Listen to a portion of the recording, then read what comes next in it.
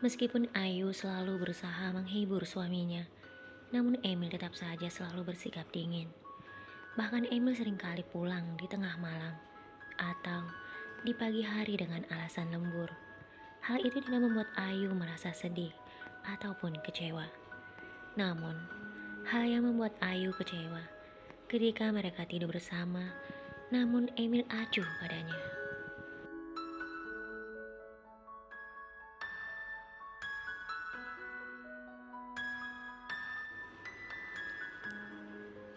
Beberapa bulan sudah Ayu harus merasakan rindu belayan Emil, suami yang begitu dia cintai.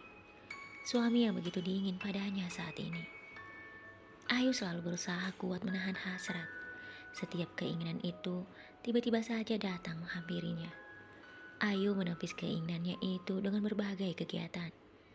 Misalnya menonton film komedi atau bermain game, walaupun hanya seorang diri.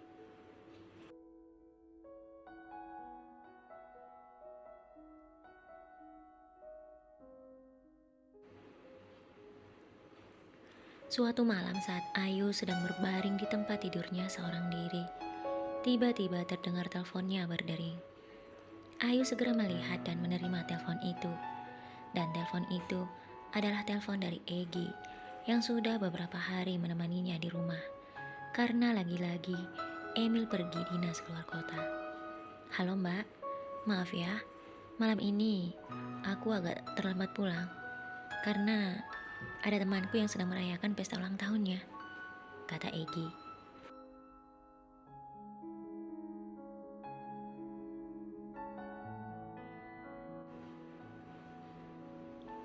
Seperti biasa, Ayu selalu menjawab dengan santai perkataan Egi. Iya, iya, pulang pagi juga tidak apa-apa. Egi hanya tersenyum mendengar jawaban Ayu, lalu menutup teleponnya.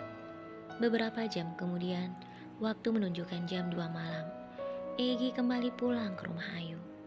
Karena Egi punya kunci sendiri, jadi dia bisa masuk ke rumah tanpa membangunkan Ayu.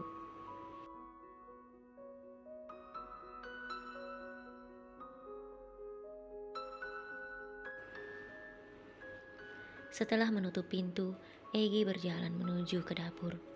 Namun ketika lewat di depan pintu kamar Ayu, Egi merasa sedikit kaget karena tiba-tiba melihat pintu kamar Ayu yang tidak tertutup rapat. Egi pun berniat untuk menutup rapat pintu kamar Ayu.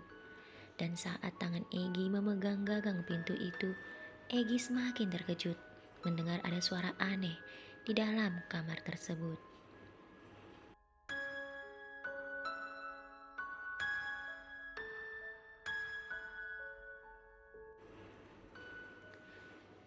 Egi pun berniat untuk memeriksa keadaan Ayu. Tetapi alangkah terkejutnya Egi ketika melihat keadaan Ayu.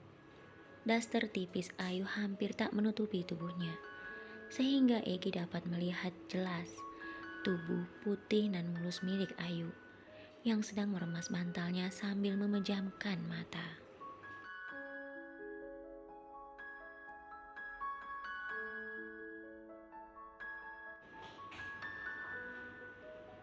Egi kembali bermaksud memperbaiki pakaian Ayu dan membangunkannya. Namun suara lembut Ayu dan raut wajah Ayu membuat Egi merasakan sesuatu. Egi berusaha memendam perasaan itu dan berpaling. Namun, tiba-tiba tangan lembut Ayu menggenggam tangannya kuat. Egi pun terkejut dengan apa yang dilakukan Ayu. Tetapi ketika Egi berbalik, Egi melihat Ayu masih memejamkan matanya.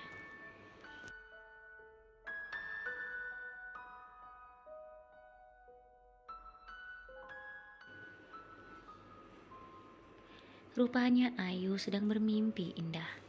Entah dia bermimpi apa, namun pakaiannya yang sudah dirapikan kembali tersingkap ke atas. Lagi-lagi Egi harus melihat pemandangan itu, pemandangan yang sangat jarang dia lihat. Egi mencoba membangunkan Ayu dengan menyentuh wajahnya. Tetapi Ayu justru meraih tangan Egi dan meletakkannya di dadanya. Jantung Egi semakin berdebar kencang, darahnya mengalir deras.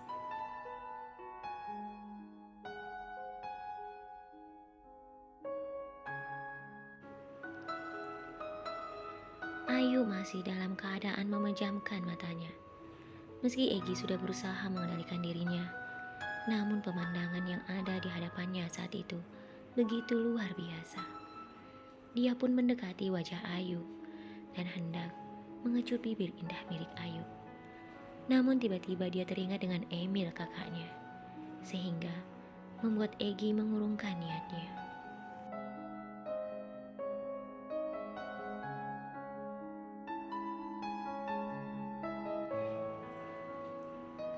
Egi pun berlari keluar untuk menghindari sesuatu yang tidak diinginkan. Jangan sampai terjadi. Egi berusaha memejamkan mata dan melupakan semua yang baru saja dia lihat. Namun rasanya begitu sulit. Kini Egi merasa pusing dan sakit kepala dibuatnya. Ya Tuhan, apa yang terjadi denganku? Kakak, cepatlah pulang. Jangan sampai yang tidak diinginkan terjadi padaku.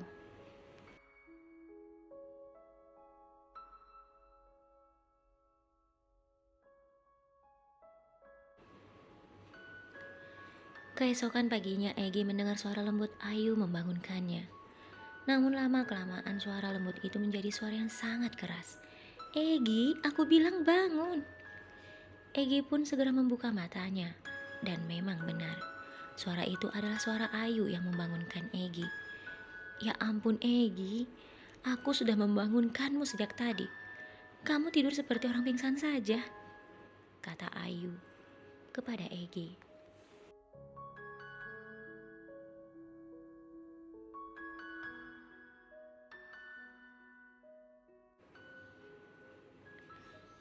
Dengan wajahnya yang masih kusam, Egi duduk dan berkata, "Maaf mbak, semalam aku tidak bisa tidur." Ayu yang seakan tidak tahu apa-apa berkata, "Tidak bisa tidur? Atau kamu memang baru saja pulang?" Egi menyenggol lengan Ayu yang saat itu duduk di sampingnya. "Tidak mbak, aku pulang jam 2. Tapi aku benar-benar tidak bisa tidur sampai jam 5, kata Egi membela dirinya.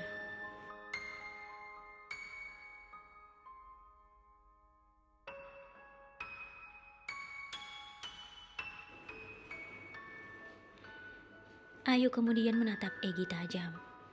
"Apakah kamu minum, Egi?" kata Ayu membuat Egi kaget. "Tidak mbak, aku tidak minum sama sekali. Aku kan anak baik-baik, jadi aku tidak mungkin minum."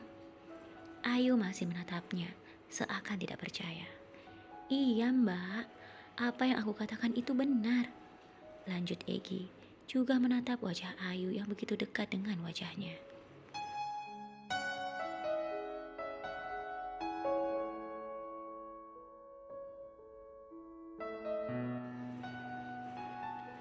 Setelah mereka mandi, Egi dan Ayu sarapan bersama. Di saat itu Egi tak lagi banyak bicara, dan hanya terus terbayang tubuh mulus Mbak Ipar yang kini duduk sarapan bersamanya. Melihat Egi hanya terdiam, Ayu menjadi penasaran. "Ada apa Egi? Apakah makanannya tidak enak?"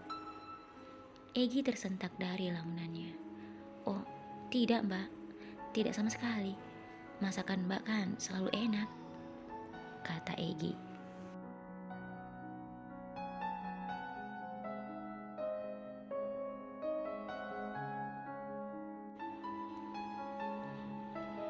Ayu kembali bertanya, "Lalu kenapa kamu diam saja? Tidak seperti biasanya kamu selalu banyak bicara." Egi hanya diam tertunduk. Lalu Ayu pun tidak ingin bertanya lebih lanjut. Dia segera menghabiskan makanannya dan berdiri meninggalkan Egi yang masih terus membayangkan sesuatu. "Egi, jangan melamun. Cepat habiskan sarapanmu." Perkataan Ayu kembali menyadarkan Egi dari lamunannya.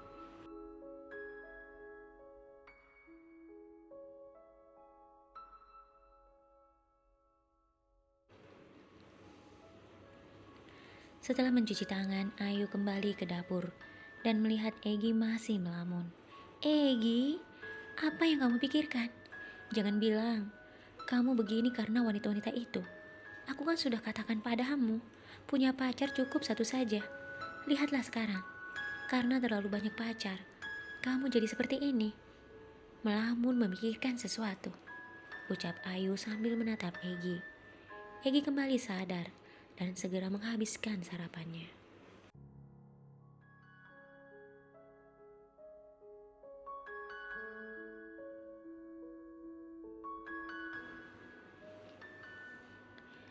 Malam berikutnya, Egi menemui Ayu yang saat itu sedang mencuci piring di dapur.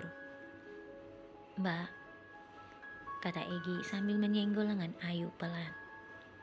Tanpa menoleh pada Egi, Ayu berkata, "Apa?" Egi terdiam sejenak, lalu akhirnya mengatakan sesuatu. "Malam ini, aku tidak tidur di sini ya, Mbak." Ayu menghentikan cucian piringnya dan menoleh pada Egi yang juga sedang menatapnya. "Kenapa? Kenapa tiba-tiba kamu tidak ingin menemaniku?" "Lalu kalau Mas Emil tanya, bagaimana?" kata Ayu.